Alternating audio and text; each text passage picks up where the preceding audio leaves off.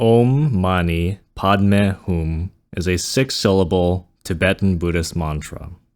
It is one of the most well-known and widely used mantras in the world, used by monastics and laypersons alike. Associated with the four-armed shadakshari form of the bodhisattva Avalokiteshvara, the mantra first appeared in the Mahayana Kāraṇḍavyūha sutra, where it is also referred to as the sadaksara, meaning six-syllabled, and the Paramahrdaya, or innermost heart, in reference to Avalokiteshvara. The mantra as a whole is said to be the essence and expression of all 84,000 dharmas. Individually, each syllable in the mantra is a sacred vowel sound that resonates with a specific chakra on the body. Because of this, it is called the grain of rice of the Mahayana. Reciting it is equivalent to reciting countless sutras.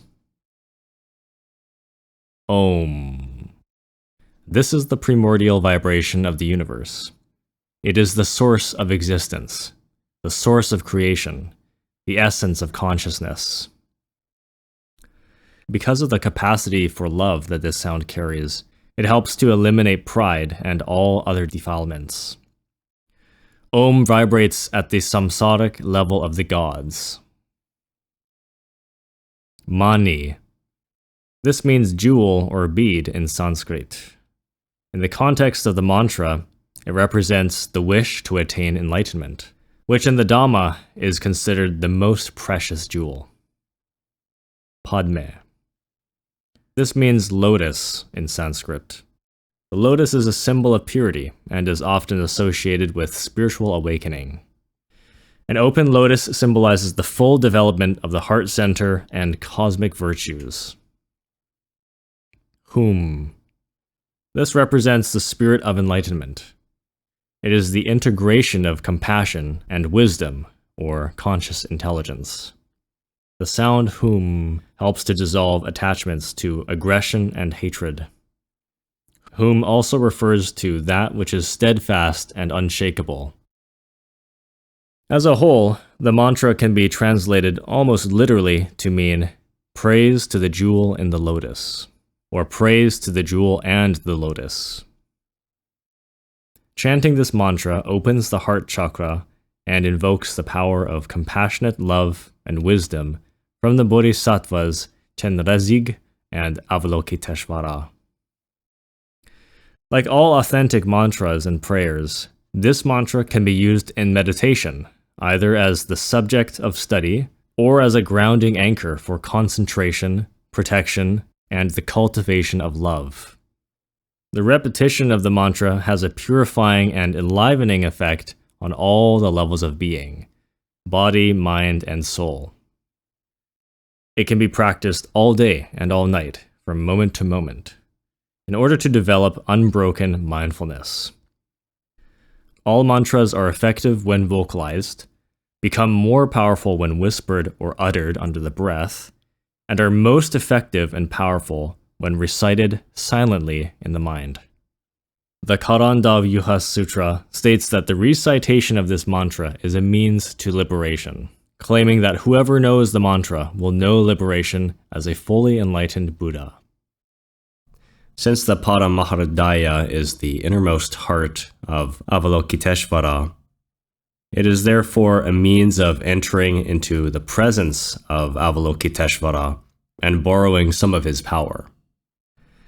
Other benefits of the mantra include the seeing, or darsana, of the bodhisattva's thousandfold form, rebirth into the myriad of worlds contained in the pores of the bodhisattva's body, innumerable samadhis, or meditative absorptions, including the samadhi of rejoicing in loving kindness and compassion, the development of great compassion, which is known as Mahakaruna, accumulation of immeasurable merit, accomplishment of the six perfections, or paramitas, and awakening, or bodhi. This mantra is conceived of as forms of pranava, or divine sound. In the Chenrezig sadhana, Songsar Tulku Rinpoche elaborates on the mantra's meaning by describing the 6 syllables as representing the purification of the 6 realms of existence. Just as a lotus is not soiled by mud, so is the noble Avalokiteshvara, through his great wisdom and freedom from the root of samsara, untainted by the intensity, polarity, and temptations of the material world. Instead, he holds a white lotus in one of his lower hands and joins the palms of his 2 upper hands to make the gesture of holding a precious jewel. This became the wish-fulfilling jewel he uses to eliminate suffering for all sentient beings. According to the 14th Dalai Lama, Tenzin Gyatso states, "It is very good to recite the mantra Om Mani Padme Hum, but while you are doing it, you should be thinking on its meaning, for the meaning of the 6 syllables is great and vast. The first Om symbolizes the practitioner's impure body, speech, and mind. It also symbolizes the pure, exalted body, speech, and mind of a Buddha. The path of the middle way is indicated by the next 4 syllables. Mani, meaning jewel, symbolizes the factors of the method, the altruistic intention to become enlightened, compassionate, and loving. The 2 syllables, Padme, meaning lotus, symbolize wisdom.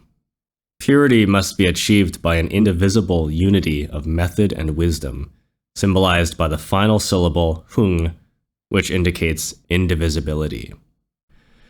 Thus, the 6 syllables, Om Mani Padme Hum, mean that independence on the practice of a path, which is an indivisible union of method and wisdom, you can transform your impure body, speech, and mind into the pure, exalted body, speech, and mind of a Buddha. Dilgo Khyentse Rinpoche says this about the mantra. The mantra Om Mani Padme Hum is easy to say, yet quite powerful, because it contains the essence of the entire teaching. When you say the first syllable Om, it is blessed to help you achieve perfection in the practice of generosity. Ma helps perfect the practice of pure ethics, and Ni helps achieve perfection in the practice of tolerance and patience. Pa, the 4th syllable, helps to achieve perfection of perseverance. Me helps achieve perfection in the practice of concentration. And the final 6th syllable, Hum, helps achieve perfection in the practice of wisdom. So in this way, recitation of the mantra helps achieve perfection in the 6 practices from generosity to wisdom. The path of these 6 perfections is the path walked by all the Buddhas of the 3 times. What could then be more meaningful than to say the mantra and accomplish the 6 perfections? This is from Heart Treasure of the Enlightened Ones.